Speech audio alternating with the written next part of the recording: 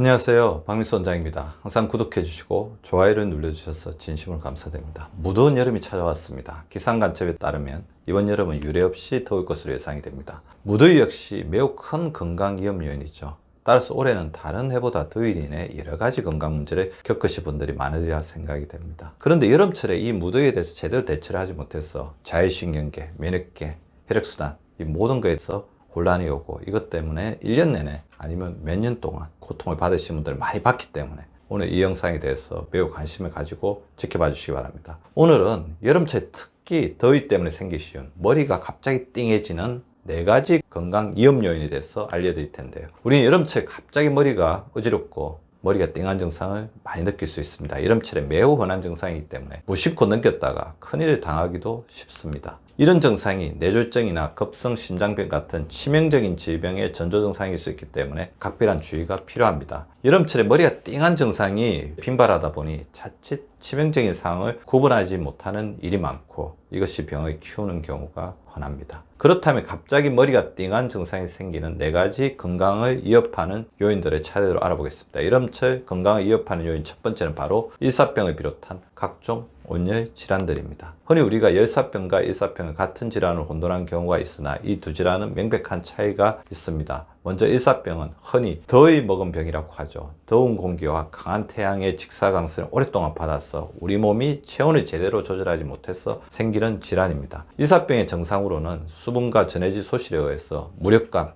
현기증, 심한 두통 등을 나타내기도 합니다. 일사병을 응급처치하기 위해서는 서늘한 곳을 찾아 환자를 눕힌 후 의복을 느슨하게 하고 물이나 이온음료 등의 충분한 수분 섭취를 하는 것이 중요합니다. 단 의식이 없을 때, 의식이 떨어져 있을 때는 아무것도 먹여서는 안 됩니다. 반면 열사병은 집중호우와 폭염으로 인한 지속적인 고온다습한 환경에서 우리 몸이 열을 밖으로 내보내지 못할 때 발생하며, 특히 매우 무덥고 밀폐된 공간에서 일하거나 운동할 때 주로 발생하게 됩니다. 열사병의 증상은 체온 조절 중추가 정상 작동되지 않아 40도씨에 이르는 고열이 나타나고 의식의 변화가 나타나며 심한 경우 혼수 상태에 빠지기도 합니다. 온도가 높은 공간이나 뜨거운 차 안 등에서 강한 열에 오래 노출될 때 주로 발생하며, 특히 노인, 소아, 만성질환들에서 잘 발생하게 됩니다. 열사병 역시 응급처치는 최대한 빨리 환자의 체온을 내리기 위해 환자 옷을 벗기고 찬물로 온몸을 적시거나 얼음 마사지와 함께 에어컨이나 선풍기 바람을 쏘면서 신속히 병원으로 후송하는 것이 중요합니다. 우리가 뇌졸중이나 심근경색이 나타났을 때 빨리 119에 연락해야 하는 것처럼 그 정도의 신속성을 가지고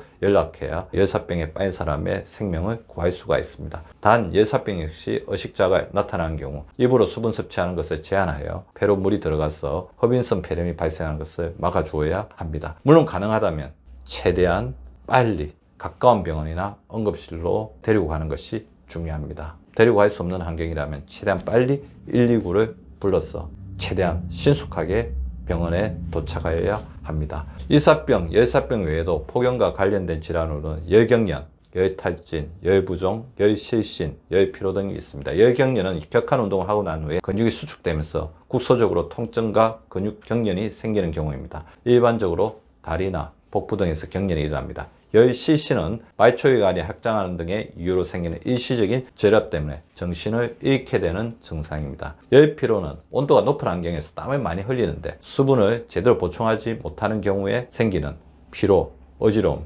두통, 구토 등의 증상입니다. 열부종은 말 그대로 열로 인해 손과 발, 발목 등이 붓게 되는 증상을 말합니다. 야외에서 더운 날씨 오래 노출될 때 피로하거나 자신의 신체 기능이 떨어진 상태에서 일사병, 열사병 같은 온열 질환들이 생기기 쉬우므로 항상 더위에 주의하는 생활 습관이 필요합니다. 자신의 컨디션을 지속적으로 살피며 이상 증상이 나타나면 바로 조치를 취하는 생활 습관이 중요하지요. 온열 질환을 예방하기 위해서는 야외 활동 시에는 먼저 시원한 곳에서 주기적으로, 선제적으로 충분히 휴식을 취하는 것이 중요합니다. 특히 낮 12시부터 오후 5시까지는 가급적 땡볕에서 노출되는 것을 막아주는 것이 중요하며 가급적 실내에서 활동하는 것이 바람직합니다. 또 수분 섭취를 늘려 체온을 낮추는 것이 필요하죠. 양산 모자를 사용해 강한 햇볕을 차단하는 것이 좋고 밝은 색깔의 헐렁한 옷을 입어 시원한 상태를 유지하는 것이 좋겠습니다. 얼굴과 목에 틈틈이 시원한 물을 뿌리고 목욕을 자주 해 체온을 낮추는 것도 온열 질환을 예방할 수 있는 방법입니다. 갈증에 무디고 체온 조절 능력이 떨어지는 어린이나 노년층은 질환이 나타나도 모르는 경우가 많기 때문에 더욱더 주의가 필요합니다.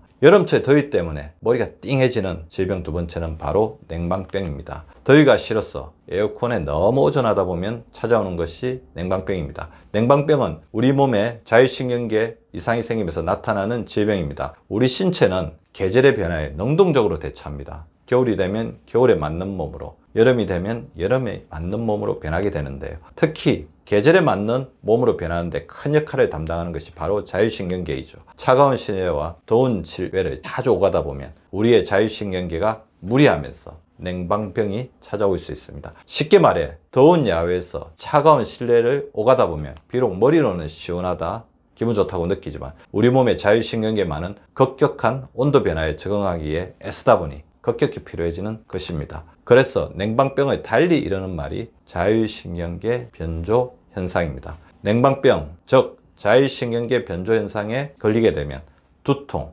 식욕부진, 코막힘 등 감기와 비슷한 증상에다가 소화장애로 인한 위장장애, 현기증이 생기고 빈번하게 관절통, 월경통 등의 증상 등이 나타나게 됩니다. 심할 때는 일상생활을 하기 힘들 정도로 무기력해지고 탈진할 수도 있습니다. 따라서 냉방병에 걸리지 않기 위해서는 다음과 같은 여름철 생활 수칙을 잘 지켜야 하는데요. 하루 동안 집에서 쉬면서 에어컨 없이 지내본다. 하루에 미지근한 물을 2리터 이상 마신다. 사무실 출근 후 2시간에 한 번씩은 바깥바람을 쐰다. 하루 한 번은 옥상이 있는 정원에 올라가서 심호흡을 한다. 더워도 2시간에 한 번씩은 환기를 시킨다. 한 정거장 먼저 미리 내려 걸어가는 등 가까운 거리는 걷는다. 아이스커피와 같은 찬 음식을 너무 많이 먹거나 마시는 것을 가급적 피한다. 저녁에 30분 이상 반신욕을 한다. 냉방기를 켰을 때는 긴 옷을 입어 체온을 유지한다. 한기를 느낄 때는 여벌옷을 준비했다가 껴입는다. 좀 덥더라도 실내외 온도차가 5도 이상 나지 않도록 한다. 평균 실내 온도를 25도 정도로 유지한다. 여름철 더위 때문에 생기기 쉬운 질병 세 번째는 만성 탈수입니다. 평소 물을 마시는 습관은 그대로인데 여름철 체온을 식히기 위해 자주 땀을 흘리거나 소변을 보게 되면 탈수 현상이 나타날 수 있습니다. 특히 더울 때 물을 마시지 않고 음료수로 갈증을 해소하다 보면 만성 탈수가 찾아오기 쉽습니다. 여름철은 땀을 많이 흘려서 탈수가 되기 쉽기 때문에 물을 하루 2리터 이상 마셔야 합니다. 하루 2리터 이상 물을 마시기 위해서는 수시로 한 컵씩 마시는 것은 물론이고 목이 마르다 싶으면 지체하지 말고 곧장 물을 2컵 내지 3컵을 마셔서 갈증을 미리 해결하는 습관이 필요합니다. 혹시 내가 탈수가 심한지 알아보는 가장 쉬운 방법은 소변 색깔을 확인하는 것입니다. 소변 색깔이 보시는 표에서처럼 투명할수록 좋습니다. 특히 문제가 되는 습관이 목이 마를 때 물이 아닌 커피나 각종 음료로 수분을 보충하는 것입니다. 이런 각종 음료는 오히려 체내 수분을 몸 밖으로 내보내는 역할을 하기 때문에 만성 탈수를 더욱 가중시킬 수 있습니다. 또 각종 음료수를 섭취하면 이것을 우리 몸이 소화, 분해해야 하기 때문에 소화기관이나 신장 기능에 부담을 주고 피로하게 만드는 원인이 될 수도 있습니다. 계속 물만 마시는 것이 힘들다면 보리차나 소량의 과일을 섭취하는 것도 크게 나쁘지는 않습니다. 특히 과일을 통한 수분 섭취는 여름철 부족해지기 쉬운 미네랄과 식이섬유를 보충해주기 때문에 추천할 만한 방법입니다. 근데 수분을 보충하는 것도 좋지만 지나치게 찬물만 반복해서 마시다 보면 소화 기능이나 장내 환경이 나빠질 수도 있습니다. 따라서 찬물을 마시는 것을 최대한 자제하는 노력이 필요하며 찬물을 어쩔 수 없이 조금 마셨다면 소화 기능과 장 기능을 보충하는 노력을 잊지 말아야 합니다. 가령 소화 기능이 떨어질 때 적절한 약재 사용이나 소화 기능을 높이는 각종 생활 습관을 실천하고 유산균을 복용하는 등 장내 세균의 밸런스를 맞추는 노력도 함께 실천하면 좋겠습니다. 또 물을 의무적으로만 드시려고 하지 말고 최대한 맛있게 마시는 방법을 활용해 보는 것도 필요하겠습니다. 맛있는 물이 어떤 것이라고 정의하기가 쉽지 않지만 물의 온도가 맛에 영향을 많이 미치는 것으로 알려져 있습니다. 사람마다 조금 차이는 있지만 36도씨에서 24도씨를 뺀 10도씨에서 12도 사이의 물이 마시기에 가장 적당한 물이고 상쾌함을 느끼는 온도 온도는 5도에서 12도라고 알려져 있습니다. 생수를 보관하는 냉장고 온도가 5도에서 7도 정도 되므로 냉장고에 든 물을 컵에 따라 마시면 상쾌하게 물을 마실 수 있습니다. 그런데 냉장고에서 꺼내 한번 물을 마셨다면 상온에 있는 물도 한 컵 마시면서 속이 너무 차가워지는 것을 막는 것도 필요하겠습니다. 또 여름철에는 세균이 번식하기 좋은 때이므로 생수통을 차에 둔다거나 차에 두었던 생수를 다시 마시는 일은 없어야 합니다. 여름철 더위 때문에 머리가 띵해지는 원인 네 번째는 열대야나 무더위로 인한 수면 부족입니다. 여름철에는 수면 부족이 생기기 쉽습니다. 특히 밤에도 최저기온이 25도 이상인 경우 이를 열대야라고 하는데 밤 최저기온이 25도가 넘어가면 잠을 이루기가 무척 힘이 들죠. 한 설문조사에 따르면 열대야로 인한 수면 부족을 겪는 사람이 70%가 넘는 것으로 조사되었습니다. 열대야 때문에 잠을 제대로 자지 못하면 다음날 두통, 피로감, 졸음 등 증상이 생기고 일상생활에도 지장을 받게 됩니다. 또 열대야 때문에 잠을 제대로 자지 못한 날이 3주 이상 지속되면 만성불면증으로 발전할 수 있으니 각별히 주의를 기울여야 합니다. 사람에 따라 다르지만 잠들기 가장 적당한 온도는 대략 18도씨에서 20도 정도입니다. 그 이상이 되면 사람에 따라 수면에 어려움을 느끼기 시작하고 대부분의 사람들이 25도가 넘는 밤에는 잠들기 어렵습니다. 이때는 전기를 아끼겠다는 생각보다는 에어컨을 적극적으로 활용해야 합니다. 잠들기 편안한 20도에서 25도 사이에 온도를 설정해서 숙면에 취하는 것이 훨씬 이득이 되는 일입니다. 대신 밤에 실내 온도가 지나치게 떨어지지 않도록 주의해야 합니다. 계속 에어컨을 틀어두면 실내가 차가워지면서 오히려 한밤중에 깰 수도 있습니다. 오히려 에어컨 때문에 수면 부족에 시달릴 수 있죠. 따라서 에어컨 온도 설정을 적정 온도보다 2, 3도 높게 설정해 놓아 지나치게 실내 온도가 떨어지는 것을 막고 잠들고 한두 시간이 지나면